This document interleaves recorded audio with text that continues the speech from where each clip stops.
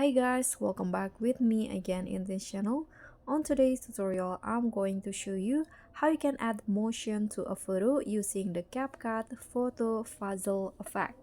So in here, I have a photo added to my CapCut, and to apply the motion, you can just click on the photo, go to style, and here find the motion category and the motion and swipe until you find the photo puzzle option. Click on that and CapCut will applying the effect. Just wait until it's done.